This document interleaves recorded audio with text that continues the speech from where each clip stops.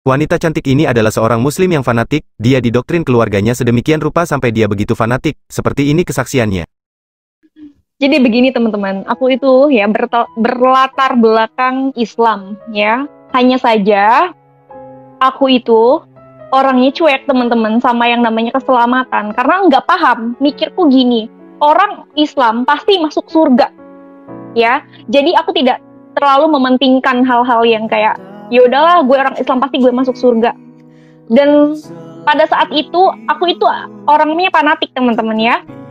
Karena memang sudah didoktrin oleh keluargaku, di situ ada timbul kebencian terhadap non-Islam, ya. Mungkin nggak semua orang Islam begitu, mungkin sebagian ada yang toleransi. Kalau aku itu memang benar-benar non-toleransi, karena aku merasa bahwasannya aku yang paling benar, aku yang paling ya benar lah istilahnya gitu. Pasti aku masuk surga, mereka itu tidak bisa mencium bau surga.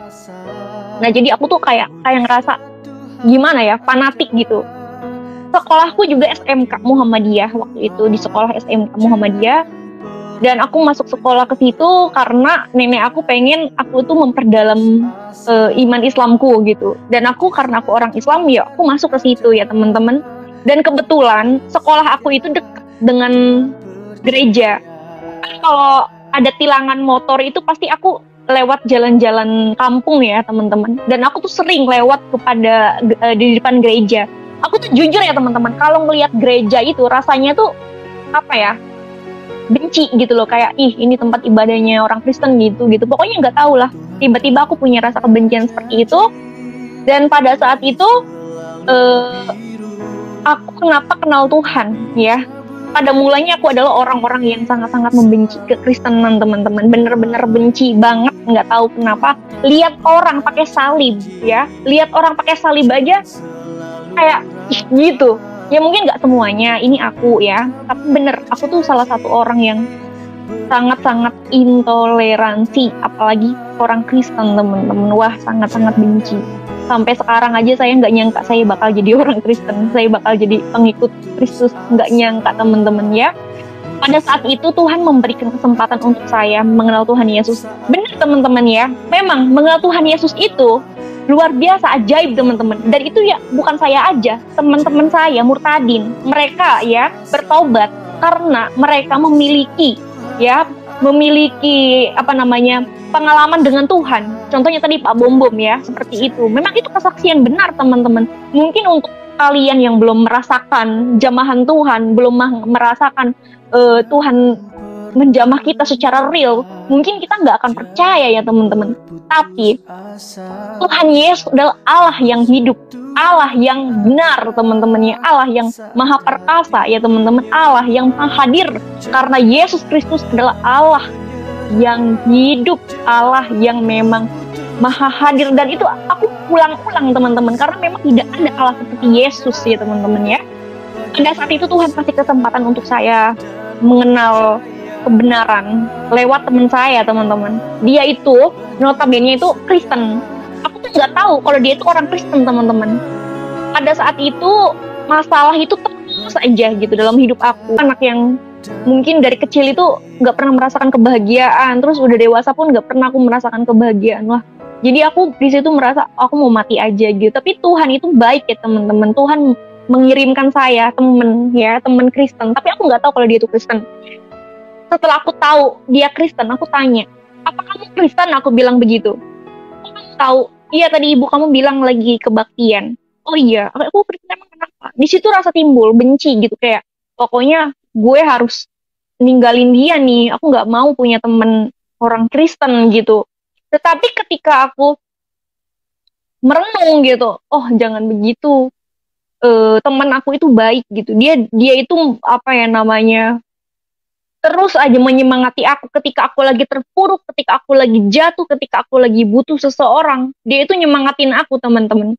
Tetapi timbul rasa apa ya namanya jahat gitu, kayak pokoknya aku harus masukin dia ke agama Islam ya, karena agama Islam itu agama yang diridhoi Allah. Ya itu kan aku dulu sebelum mengenal kebenaran. Dan setelah itu aku optimis, aku ngajarin dia Islam tuh begini, begini, begini. Dia tuh cuma senyum-senyum aja gitu. Kamu tuh kenapa sih kok senyum-senyum aja, kata dia gitu. Ya udah, aku mah toleransi aja gitu. Nah, pada saat itu lambat laun ada video TikTok ya viral, itu video Palestina sama Israel yang apa ya namanya, yang berperang itu ya teman-teman, kan itu viral banget itu. Nah, terus aku orang Islam pasti aku berpihak kepada Israel, Palestina ya, karena Palestina adalah tempat tegaknya khilafah umat Islam dan Israel adalah bangsa pilihan ya. Pasti dia berpihak kepada Israel. Di situ ada perang teman-teman, perang cekcok lah istilahnya gitu. Aku ngebela Palestina, dia ngebela Israel. Pokoknya kata-kata kotor itu keluar saking keselnya teman-teman. Itu tapi dia tuh kayak sabar gitu. Kamu tuh kenapa sih bukannya marah-marah malah sabar? Gak apa-apa, aku gak boleh marah, Tuhanku nanti marah ke aku. Kalau aku gak maafin kamu, nanti Tuhan gak maafin aku. Aku tuh tambah penasaran, maksudnya ini ajarannya gimana sih orang Kristen itu gitu. Terus dia bilang, kamu tuh kenapa? Aku bilang gitu. Selalu mengandalkan Tuhan kamu, selalu memuji-muji Tuhan kamu. Tuhan kamu lo cuma nabi, kan gitu kan. Tadi saya ingat khotbahnya Pak Bom Bom, luar biasa, ini jelas banget. Kata dia, kalau memang Yesus Kristus nabi, kenapa Yesus berkata, akulah jalan kebenaran, akulah terang hidup, akulah kebangkitan. Karena aku belum punya Alkitab, aku nggak paham teman-teman maksudnya apa gitu. Dan ketika itu ada rasa timbul penasaran, aku pengen kenal Tuhan Yesus, tapi menolak, nggak mau. Pokoknya aku harus masukin dia ke agama Islam. Tapi dia tuh kekeh banget teman-teman, kuat banget. Malah di depan aku dia tuh apa ya namanya, memuji-muji Tuhannya terus.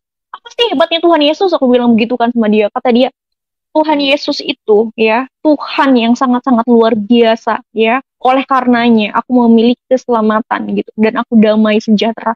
Aku semakin penasaran. Terus aku bilang sama dia gini, ya udah tunjukin kalau memang Tuhan Yesus adalah Tuhan yang hidup, Allah yang benar ya. Kalau memang Tuhan itu adalah Tuhan dan juru selamat manusia, tunjukin ke aku. Aku tantang Tuhan pada saat itu teman-teman, dengan emosi, dengan nada tinggi. Dia sampai, iya, kamu benci nggak apa-apa, tapi jangan menghujat ya, karena apa namanya, menghujat Roh Kudus itu dosanya tuh nggak bisa diampuni. Enggak, pokoknya aku mau tahu siapa Yesus Kristus. Kalau emang Yesus itu adalah Tuhan, coba datang ke mimpi aku gitu teman-teman ya. Pada saat itu malamnya aku tantang Tuhan nih ya. Jam 5 teman-teman, itu masih cekcok aku sama teman aku sampai jam 5, bayangin ya. Jadi bangun tidur, telepon, terus ribut lagi. Aku bilang, udah pokoknya dia tuh terus bilang gini, ya udah mana mukjizat nabi kamu, mana mukjizat nabi kamu. Dia tuh tanya-tanya teman-teman. Pas aku baca Al-Quran itu kan mukjizatnya itu membelah bulan ya teman-teman, sama itu Al-Quran ya, itu mukjizat terbesar. Dan di hadis ada sih ya, air keluar dari sela-sela jari atau apa. Aku tuh kurang apa namanya, kurang aja gitu. Aduh, nggak ini nih, kalau cuman itu doang nanti dia ketawa. Teman-teman, iya membelah bulan katanya gitu. Membelah bulan tuh efeknya apa? Bukannya membelah bulan itu dongeng katanya. Enggak dongeng, ada di surat Al-Quran juga ada, aku bilang begitu. Lihat dong Yesus Kristus katanya gitu kan, bisa berjalan di atas air, bisa mengubah air menjadi anggur, bisa membangkitkan orang mati, bisa membuat burung dari tanah liat. Pokoknya dia tuh mengagung-agungkan Tuhan. Di situ ada rasa kayak kebencian teman-teman. Wah, aku panas hati nih, masa aku lebih unggul dari Tuhannya dia. Yesus Kristus melakukan banyak perbuatan yang menandakan keilahiannya dan sulit untuk ditiru oleh manusia. Dalam ajaran agama Kristen, Yesus dianggap sebagai anak Allah yang menjadi manusia untuk menebus dosa umat manusia. Beberapa perbuatan Yesus yang menunjukkan keilahiannya antara lain. 1. Membangkitkan orang mati. Yesus melakukan mukjizat dengan menghidupkan kembali orang mati. Contohnya, Yesus membangkitkan Lazarus dari kematian setelah Lazarus sudah 4 hari berada di dalam kubur.